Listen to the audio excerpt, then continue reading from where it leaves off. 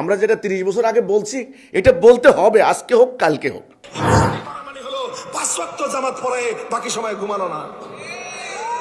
হ্যাঁ, এই মসজিদের ইমাম সাহেব যারা আছেন শুধুমাত্র 5 ওয়াক্ত নামাজ পড়াবেন, ফজর থেকে জোহর পর্যন্ত ঘুম, জোহর থেকে আসর পর্যন্ত ঘুম, আসর থেকে মাগরিব পর্যন্ত ঘোরাঘুরি, মাগরিব থেকে এশা পর্যন্ত আড্ডাবাজি, এশার পরে আবার ঘুম। এর নাম ইমামতি?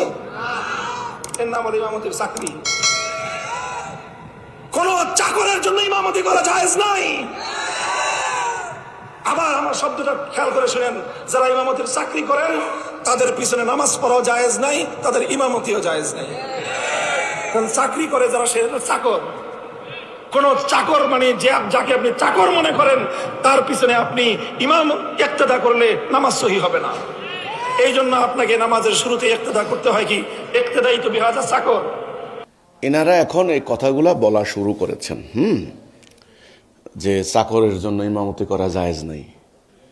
আপনি দেখেন, ঠিক এই কথাগুলা বলার কারণে আমাদেরকে এনারা কাফের, মুরতাদ, শয়তান, ইয়াহুদি দালাল যা করেছে, যত জায়গায় আমরা হামলার শিকার হয়েছি এনাদের অনুসারীদের এই প্রচারণার ফলে। আজকে এনারা এই যে কথাগুলা বলছেন, বলতে হবে।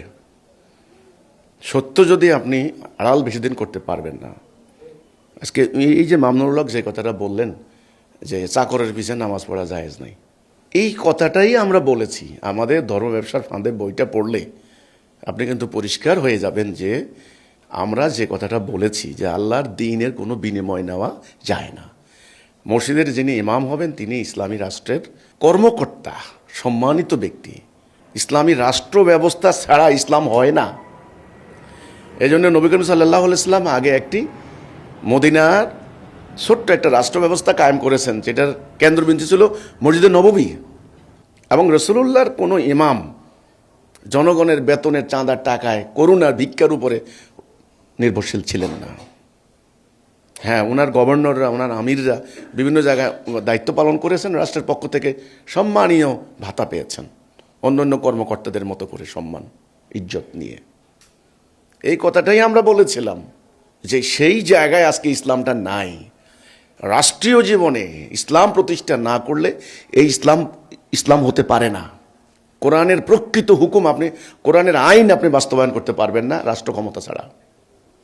এই জন্য ইমামদেরকে আমরা বলেছি যে আপনারা এই সত্য কথাটা বলেন এবং অন্যদের উপর নির্ভরশীল না হয়ে আসেন, সবাই মিলে আল্লাহর দেওয়া দ্বীন কায়েম করে আপনাদের যথাযথ মর্যাদা হারিয়ে যাওয়া, এটাকে বলা হয় ঋত গৌরব, পুনরুদ্ধার করেন। এ কথাটাই আমরা বলেছি। যে মুসল্লিদের দান সদকার উপরে, টিফিন ক্যারিয়ারের উপরে খায়, এই যে উনি বললেন যে দেয় ঘুম ইত্যাদি, আচ্ছা আমি সেটা নাই বললাম, আমরা এই কথাটাই বলেছি। আমাদের কি অন্যায়টা ছিল? আমাদেরকে মুরতাদ, কাফের ইত্যাদি ফতোয়া দেওয়া, তখন আমাদের কথা যখন শুনে নাই, আমি আমার বাজারের মসজিদের যিনি খতিব, আমি ওনাকে বলেছি যে হুজুর, মানুষের দান সৎকার উপরে আর নির্ভরশীল থাকেন না, আপনি ইমামতি করেন, আপনি বাজারের একটা ভালো ব্যবসা করেন, মুসল্লিদেরকে বলেন আপনাকে একটা ব্যবসার ব্যবস্থা করে দিতে। মুসল্লিদের তো পয়সা আছে, আর আমাদের এলাকায় কিন্তু বহু লোক বিদেশে থাকে, সবাই ব্যবসা করে, আপনি একটা ব্যবসা করতে পারেন না? আপনি একটা ব্যবসা করেন, সম্মানের সাথে থাকেন, ওই জনগণের চাঁদার টাকা অবস্থান করেন না। উনি আমাকে জবাব দিলেন, আরে এখন কি সমাজের মানুষ এগুলা মাইনবুনি, নোয়াখালীর ভাষায় বলে না, এগুলো কি হুইনবুনি? এটা কোনো কথার কথা হলো ভাই? তখন আমরা সিদ্ধান্ত নিলাম যে না, এনারা যেহেতু আমাদের কথা শুনবেন না, আমরা এনাদের পিছনে আর নামাজে পড়ব না। এই যে এখন উনি যে ফতোয়া দিলেন চাকরের পিছনে নামাজ পড়া হয় না, জায়েজ নাই, এইটাই তো আমি বলেছি, আমরা বলেছি, আমাদের ইমামুজ্জামান বলেছেন যে তোমরা, এরা যদি কথা না শুনে তাহলে ওদের কথা শুনবা না, ওদের পিছনে পড়বা না, তোমরা আলাদা নামাজ পড়ো। এটা ছিল আমাদের একটা প্রতিবাদ, এটা ছিল আমাদের একটা বয়কট, মানে হিজরত, প্রতিবাদ। আমাদের কথা হলো আমার যিনি ইমাম হবেন, ইক্তেদাইতুল বেহাজ আল ইমাম, ইত্তেবা করছি যাকে, হাজা মানে এই যারা গ্রামার জানেন আরবি, এই ইমামের ইত্তেবা করছি, এই কথাটার মানে হচ্ছে ওনার হুকুমে আমার সমাজ চলবে, আমার জীবন চলবে, আমার রাষ্ট্র চলবে, আমার অর্থনীতি চলবে। উনি ডাইনে গেলে ডাইনে বললে আমি ডাইনে যাব, বামে বললে আমি বামে যাব, এবং উনি আমাকে আবার আল্লাহর হুকুম মোতাবেক পরিচালিত করবেন। আতিউল্লাহ আতিউর রাসূল আউলিল্লাহ আমরি মিনকুম, উনি আমার অলিল আমর হবেন। এটা ছিল আমাদের কথা। আমি যে ইমামের আনুগত্য করব সেই ইমাম হবেন আমার আমির, সেই ইমাম আমার সমাজের সংকট, রাষ্ট্রের সংকট, সকল সংকটের সমাধান দিবেন। তিনি অথরিটি, তিনি কর্তৃপক্ষ। বিরোধ সমস্যা হলে তিনি বিরোধ মীমাংসা করবেন, ফয়সালা করবেন। অর্থনৈতিক সংকট হলে সেটা দূর করবেন, তার এই ক্ষমতা থাকবে। তিনি ওই মুসল্লিদের দান সদকা করুণার উপরে থাকবেন না। মসজিদ কমিটির লোকেরা দেখবেন কেউ জাতীয়তাবাদী আন্দোলন করে, কেউ সেকুলার আন্দোলন করে, কেউ বাম আন্দোলন করে, কেউ ঘুষখোর, কেউ সুদখোর।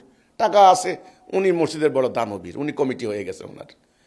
এই ওনার করুণার উপরে এই বেচারা ইমাম সাহেবদের চাকরি নির্ভর করে, সংসার নির্ভর করে। আজকে এই কথাটাই এই মামুনুল হক সাহেবরা বলছেন। আমরা যে বললাম আমাদের দোষটা কোন জায়গায় হলো আমি জানতে চাই। এটা সে কথাটা এখন আপনারা বলতে হচ্ছে। হ্যাঁ, বলতে হবে তো, এটা সত্য কথা। আমরা যেটা 30 বছর আগে বলছি এটা বলতে হবে, আজকে হোক কালকে হোক, আর কতদিন। আমরা এই জায়গাটাই বলেছিলাম যে কোনো মসজিদের সাথে বা কোনো মাদ্রাসার সাথে আসলে আমাদের কোনো বিরোধ নাই। কোনো আলেম, মৌলানা, মুফতি, মুহাদ্দিস কারোর সাথেই আল্লাহ না খাস্তা আমাদের কোনো বিরোধ নেই। আমরা খালি এই কথাটাই বলেছিলাম যে আল্লাহর দ্বীনের বিনিময় নিয়েন না, আর আপনারা আসেন, প্রকৃত ক্ষমতা, প্রকৃত অথরিটি কায়েম করেন। একজন ইমাম, তিনি মুসল্লিদের মসজিদের নামাজের যেমন ইমামতি করবেন, তিনি সমাজেরও ইমামতি করবেন।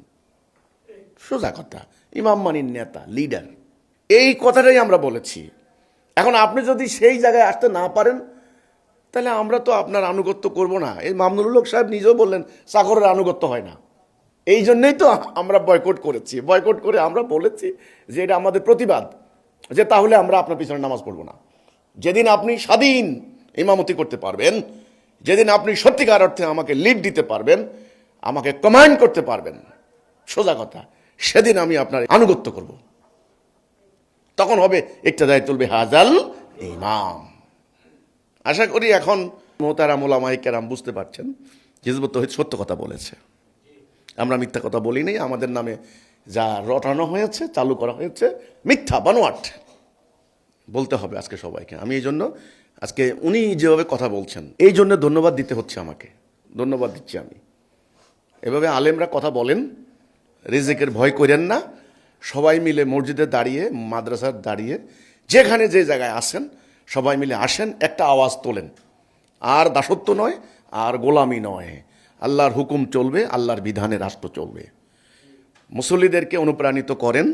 যারা মাহফিলে ওয়াজ শুনতে আসেন, ধর্মপ্রাণ মুসলমানদের, তাদের সামনে অন্য এই গোষ্ঠী আরেক গোষ্ঠীর বিরুদ্ধে ফতোয়া না দিয়ে মুসল্লিদেরকে আল্লাহর হুকুম মানার জন্য তাওহীদের পক্ষে অনুপ্রাণিত করেন। আর ইমামরা খুতবা দিতে দাঁড়িয়ে সেখানে অনর্থক অহেতুক কথা না বলে বরং সবাইকে আল্লাহর দ্বীন কায়েম করার গুরুত্ব, ইম্পর্টেন্স বুঝান।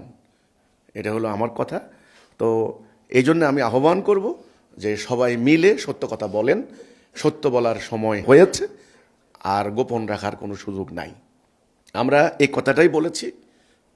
আমরা সত্যিকার অর্থে সেই ইমামের আনুগত্য করতে চাই যিনি প্রকৃতপক্ষে স্বাধীন, কারো মুখাপেক্ষী হবেন না। তিনি তার মুসল্লিদেরকে সঠিক অর্থে পরিচালিত করবেন। মুসল্লিদের উপরে তার ক্ষমতা কার্যকরী হবে। মুসল্লিদের দান সদকা করুণার, মুসল্লিদের চাকর আপনি চাকরি করবেন, এটা কোনো হয় নাকি? তো আশা করি এখন সকল আলেমরা বুঝতে পারবেন এই সত্যটা। সবাইকে আল্লাহ সহি বুঝ দান করুক।